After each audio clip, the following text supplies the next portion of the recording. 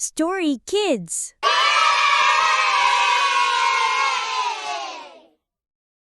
حرف الحاء. أهلاً بيكم يا أصدقائي.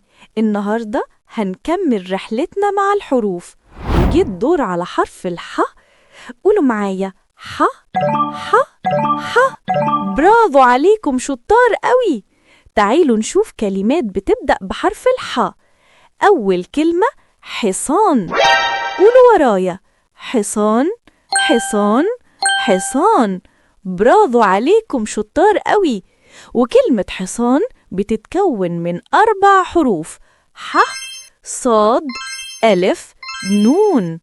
والحصان يا أصدقائي حيوان جميل وأليف وبنركب فوق ظهره. الكلمة التانية حديقة. قولوا ورايا حديقة حديقة حديقة. برافو عليكم. وكلمة حديقة بتتكون من 5 حروف: ح دال ي قاف ت مربوطة.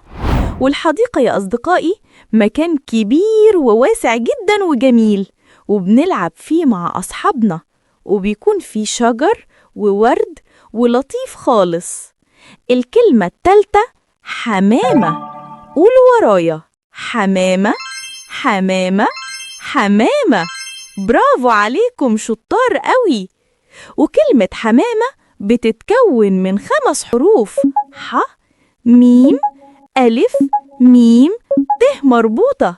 والحمامة يا أصدقائي طائر لطيف وجميل، وممكن نربيه في البيت. يبقى تعلمنا النهاردة يا أصدقائي كلمات بتبدأ بحرف الح: حصان حديقة حمامة.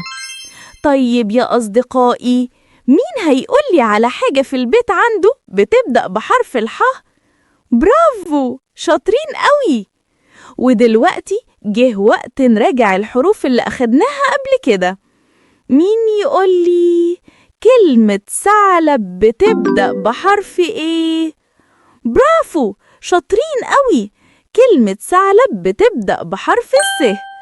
طيب مين يقولي إيه الصورة دي وبتبدأ بحرف إيه؟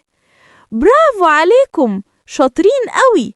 دي صورة أسد وبتبدأ بحرف الألف. طيب إحنا أخدنا حرف إيه النهاردة؟ برافو عليكم، شطار قوي، حرف الح.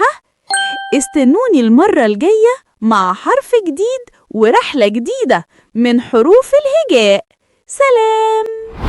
تبع حكاية حب في حديقة الحروف، حارس الحروف تترقص في حفل الحروف،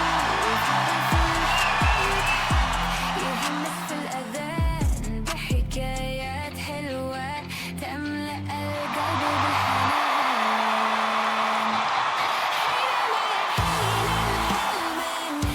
يحللك في السماء الرف الحياة، يضيء كالجناح في الفضاء، مليئة بالحب والحنين والحنان، حروف لا تغني في